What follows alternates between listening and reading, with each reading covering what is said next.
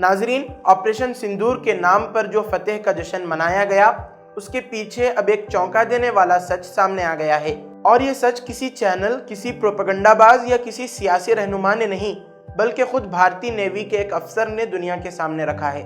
7 مئی 2025 کو بھارت نے اعلان کیا کہ پاکستان میں دہشت گردوں کے ٹھکانوں پر حملہ کیا گیا، میزائل داغے گئے، میڈیا نے تالیاں بجائیں اور پورے ملک نے جشن منایا۔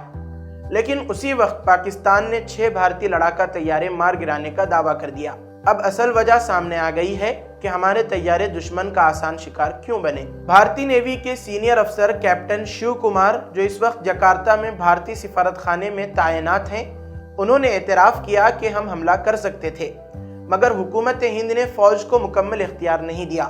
جی ہاں، فوج کے پاس طاقت، ہدف اور صلاحیت سب کچھ موجود تھا، مگر سیاسی قیادت نے ان کے ہاتھ باندھ دیے۔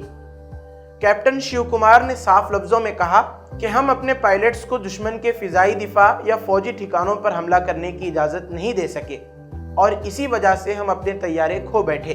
ناظرین، یہ محض کوئی الزام نہیں، بلکہ ایک وردی پوش افسر کا کھلا اعتراف ہے، وہ بھی ایک بین الاقوامی پلیٹ فارم پر۔ کانگریس اور اپوزیشن جماعتوں نے اس بیان کو مودی حکومت کی سب سے بڑی ناکامی قرار دے دیا ہے۔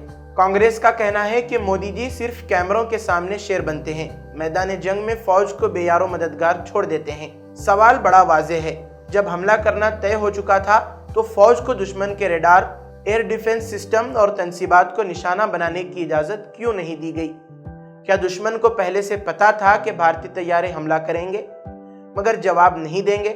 ناظرین، اگر فوج کو آدھے اختیار کے ساتھ میدان میں اتارا جائے تو یہ نہ صرف فوجیوں کے ساتھ ناانصافی ہے، بلکہ قومی سلامتی کو خطرے میں ڈالنے کے مترادف ہے۔ اور اب کیپٹن شیو کمار کے اس انکشاف کے بعد مودی حکومت کو قوم کے سامنے اس سوال کا جواب دینا ہی ہوگا کہ آپریشن سندور حقیقت میں تھا کیا، اور کیا واقعی فوج کے ہاتھ باندھ کر سیاسی فائدہ حاصل کرنے کی کوشش کی گئی؟ حسن مدینہ ٹورز اینڈ ٹریولز برسوں سے حجاج اکرام کی خدمت میں مصروف، بھروسہ آپ کا، خدمت ہماری۔